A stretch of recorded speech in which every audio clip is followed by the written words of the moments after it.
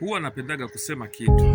Mnajua nyie wanawake mmezidiwa na malaya, yaani malaya amewashinda akili. Unakuta mwanamke anashindwa kumtumia mume wake, anashindwa kuwa mnyenyekevu, anashindwa kumwomba mume wake pesa kwa unyenyekevu na kwa utaratibu. Malaya hayupo kwenye ndoa, lakini anafanya mambo utazani yuko kwenye ndoa. Na ndio maana wanawake wengi mnalalamika, mnasema mume wangu ameniacha. Lakini mume wako hajakuacha, amekuacha kwa ajili ya uzembe wako. Hebu angalia wanawake ambao wanajiuza au wanawake ambao wanadanga.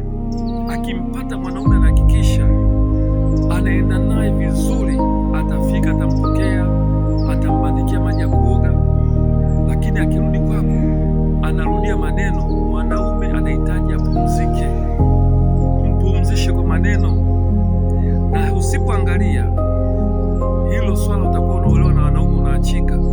Mwanaume hapendi stress, mwanaume anapenda utulivu, mwanaume ni kama mtoto, mwanaume anapenda kusikilizwa.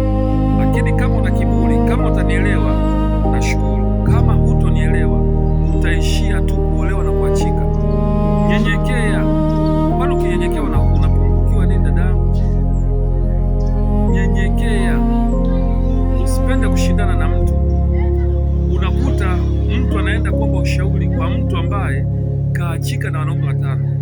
Wewe unadhani huyo unayemwomba ushauri atakusaidia nini? Tubadilike jamani, tuachane na hizo tabia.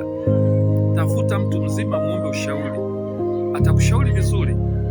Lakini wewe unaenda kuomba ushauri kwa mwanamke mwenzako ambaye ameachika na wanaume 5, atakusaidia nini?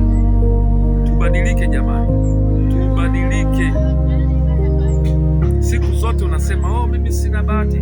Wewe ndio unajikosesha. Mwenye akili atasikia, ambaye hana akili hatasikia.